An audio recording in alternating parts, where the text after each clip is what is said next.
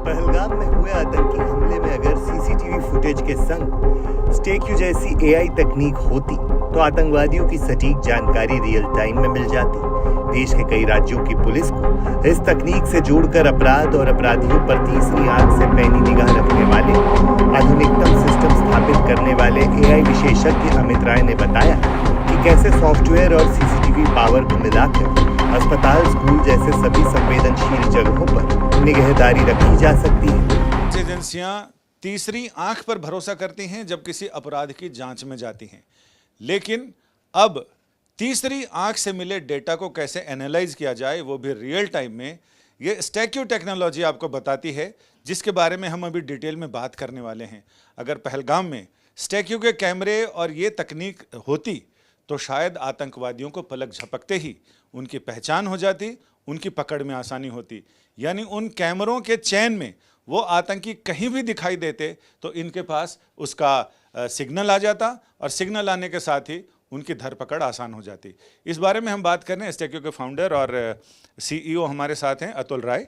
अतुल जी, इस तकनीक के बारे में बताइए जो 15-20 से ज़्यादा स्टेट्स में आपकी सेवाएं मिल रही हैं, और ये कैसे काम करती है और कैसे अपराधियों को कहां कहां से तुरंत पलक झपकते रियल टाइम में उनकी पहचान हो सकती है। और इसके बाद एक सवाल ये भी होगा जो मैं अपने दर्शकों की जानकारी के लिए बताऊं कि अस्पतालों में, स्कूलों में कैसे इसका इस्तेमाल आगे बढ़ाया जा सकता है। तो इस कंपनी का जो इस टेक्नोलॉजी का बिल्डअप किया हमने 2017 में किया, और पूरा आइडिया ये था कि जो हमारे क्रिमिनल्स हैं, 70% क्रिमिनल हमारे देश के रिपीटेटिव हैं, क्राइम करते हैं, जेल में जाते हैं, बाहर आते हैं, फिर क्राइम करते हैं, और इनका डेटा कहीं ना कहीं कैप्चर होता है। मतलब अब तो इतने सारे कैमरा लग गए, smart city, safe city, hospitals, malls, हर जगह कैमरा लगा हुआ है, और इन्हीं में से बीच में से कोई निकल के वो क्राइम कर रहा होता है, क्योंकि ये that is how the whole crime has been distributed. तो हमारा जो है टेक्नोलॉजी है, हमने इसको 2 पार्ट में डिवाइड किया है। एक criminal data creation which we called person of interest, जो कि अभी भारत के 9 राज्य इस्तेमाल कर रहे हैं, यूपी, बिहार, पंजाब, राजस्थान, उत्तराखंड, ऐसे बहुत सारे स्टेट्स और भी हैं, महाराष्ट्र। जो एक मोबाइल ऐप के माध्यम से जब क्रिमिनल पकड़ा जाता है तो उसका डेटा क्रिएट किया जाता है। जैसे जब थाने में जाता हूँ या जब मैं जेल में जाता हूँ जो क्रिमिनल, तो मेरे डेटा बनाया जाता है, और डेटा को वेरीफाई भी किया जाता है लोकल डीसीपी, एसपी के माध्यम से, ओटीपी के माध्यम से। वो डेटा बनने के बाद क्या होता है कि अब ये डेटा हमारे पास विद द फेस है। अब ये सोचिए कि क्रिमिनल आज के टाइम में क्राइम कहाँ कर रहा है और कौन करवा रहा है। तो हमारे सारे ऑर्गेनाइज क्राइम के जो गैंग लीडर हैं वो जेल में हैं, वो डिफाइन करते हैं। फ़ोन कई बार इस्तेमाल कर पाते, नहीं कर पाते, तो ये मिलने जाते हैं उनसे। जब वो मिलने जाते हैं तो वहाँ पे लगे कैमरा, फॉर एग्जांपल यूपी के सारे जिलों में हमारा ये टेक्नोलॉजी ऑलरेडी लाइव है। जो उनके ऐड मिलने जाते हैं उनको भी एनालाइज होती है कि ये उनके गैंग के लोग हैं, इन पे ये इस FIR में इनके साथ थे। ये इंटेलिजेंस एजेंसीज़ को जाती है कि ये लोग आज सस्पिशियस इस जेल में देखे गए। और ऐसा बहुत सारा क्राइम हुआ, जैसे प्रयागराज हुआ, ऐसा कई और भी क्राइम केसेज हुए जहाँ पे इनका इस्तेमाल किया गया और आइडेंटिफाई किया गया उन क्रिमिनल्स को। तो एक तो इसका ये यूज है जिसमें आप थोड़ा प्रिकॉशनरी मेजर ले सकते हैं कि अगर ऐसे सस्पिशियस लोग इस जेल में किसी से मिलने जा रहे हैं, तो ऐसे मामले में आप पहले ही जान सकते हैं जो पुलिस ऑफिसर है, जो इंटेलिजेंस ऑफिसर। एक इसका इस्तेमाल ये है। दूसरा है सस्पिशियस एक्टिविटी। फॉर एग्जांपल हम गुड़गांव पुलिस के साथ काम कर रहे हैं, बहुत सारी गाड़ियों पे फेक नंबर प्लेट लगे हुए हैं।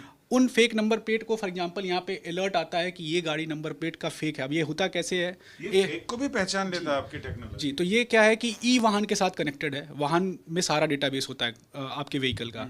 तो ये आइडेंटिफाई करता है कि इस गाड़ी पे क्या नंबर प्लेट लगा हुआ है। तो आपका गाड़ी मान लीजिए HR 986511 ऐसे कुछ आया, वो ट्राई करता है वाहन में जाके चेक करने का इस गाड़ी का मेक एंड मॉडल क्या है। मान लीजिए इस गाड़ी का मेक एंड मॉडल सफारी है, टाटा सफारी है, लेकिन जो कैमरा से सॉफ्टवेयर एनालाइज करता है उसको लगता है कि यार तो बाइक पे लगा हुआ है नंबर है, तो ये तुरंत अलर्ट जाता है ट्रैफिक पुलिस को उसके मोबाइल ऐप पे। तो इस टाइप की टेक्नोलॉजी काफ़ी यूज़फुल हो सकती है, क्योंकि ज़्यादातर क्या होता है, क्राइम जो क्रिमिनल करता है वो फेक नंबर प्लेट से करता है, या कई बार वो इंसान करता है जो ऑलरेडी रिकॉर्ड में है।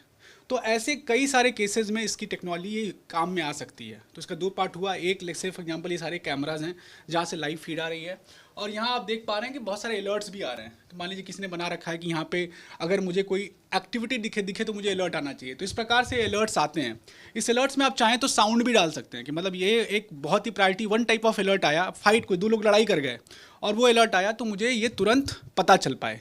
तो इस प्रकार से इस टेक्नोलॉजी को बिल्ड किया गया। एक तरह से CCTV footage with AI technology जी। और इसमें सबसे अच्छी बात है कि इसमें आपको कैमरा खरीदने की जरूरत नहीं है। जो कैमरा आपके पास लगा हुआ है वही कैमरा इस सॉफ्टवेयर के साथ इस्तेमाल हो सकता है।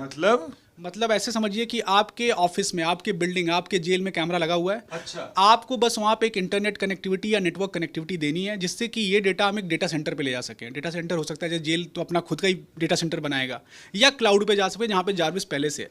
तो ये फीड हमारे जार्विस, हमारे प्रोडक्ट का नाम है, जार्विस पे ये फीड जाती है और वहाँ पे सारी एनालिसिस होती है और रियल टाइम अलर्ट जो उसका मेन यूज़र है उसके पास जाता है। तो ये अपने आप में एक नई प्रकार की टेक्नोलॉजी थी जहाँ पे लोगों को री इन्वेस्ट करने की ज़रूरत नहीं थी, और ये भारत जैसे देश के लिए बहुत ज़रूरी है कि हम फिर से री इन्वेस्ट नहीं कर सकते हर बार हार्डवेयर खरीद के। एक स्मार्ट सिटी में 3-3 लाख 2-2 लाख कैमरे लगे हुए हैं, अब फिर से कोई एआई करने के लिए नया कैमरा नहीं खरीद सकता।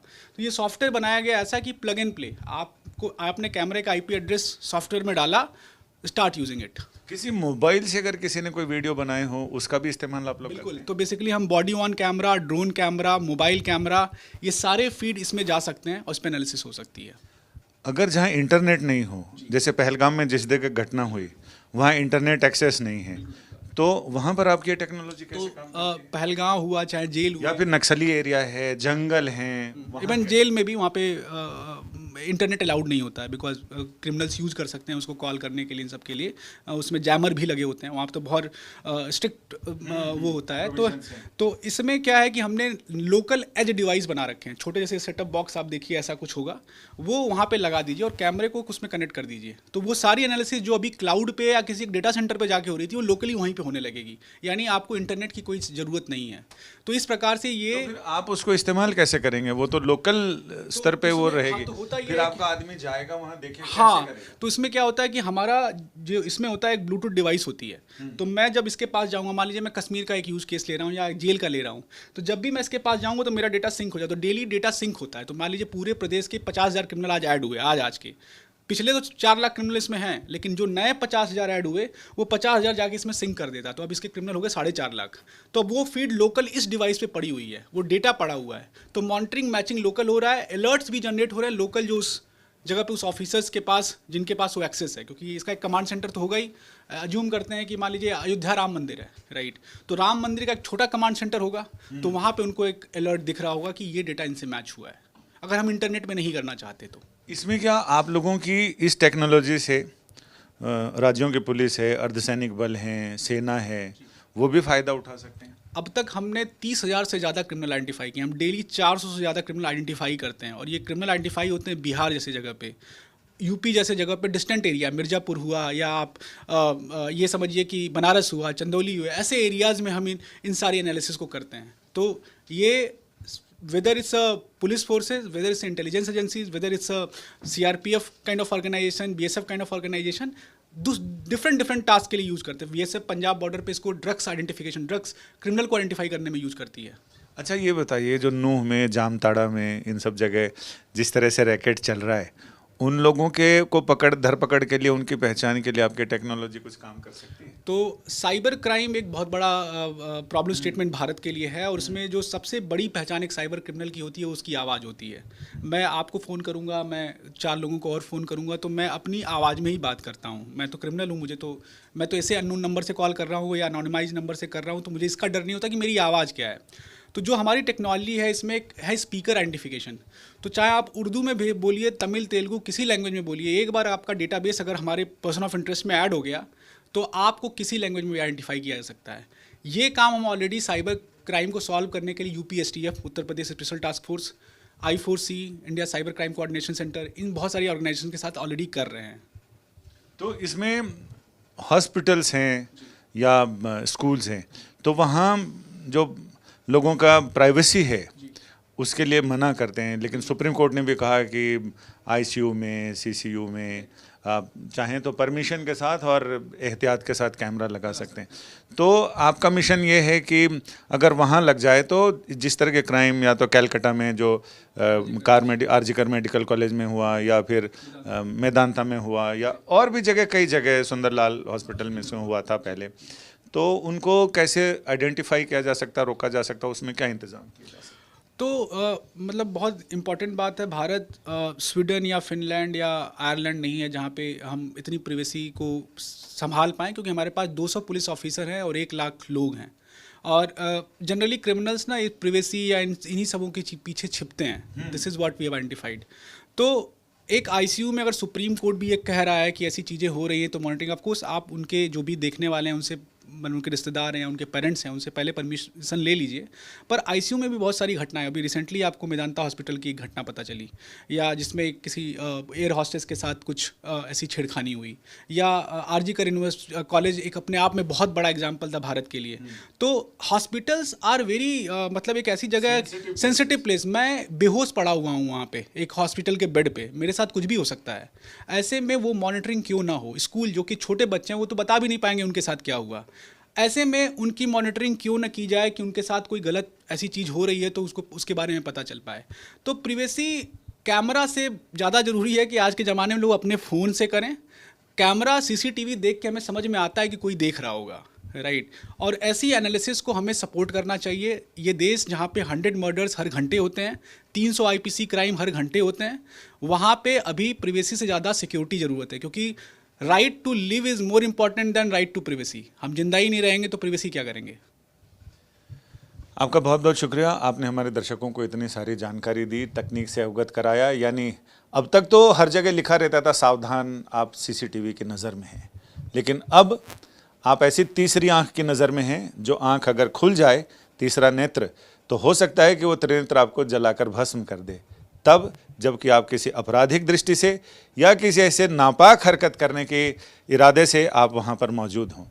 यानी आतंकवादी हों, नक्सली हों, राष्ट्र विरोधी ताकतें हों, उनके खिलाफ आज तो सुप्रीम कोर्ट ने भी कह दिया कि ऐसे लोगों के खिलाफ अगर कोई भी यूज़ किया जाता है तकनीकी या टेक्नोलॉजी, तो इसमें कोई हर्ज नहीं है। राष्ट्र विरोधी ताकतों को नेस्तनाबूद करने के लिए किसी भी हद तक किसी भी तकनीक का सहारा लिया जा सकता है, और इसमें स्टैक्यू उसमें से ही एक है, जो अगर इसको ज़्यादा जगह यूज़ किया जाए तो न केवल अपराध रोकने में मदद मिलेगी बल्कि अपराधियों की धरपकड़ में भी। कैमरामैन नासिर अजीज़ खान के साथ संजय शर्मा, दिल्ली, आज तक।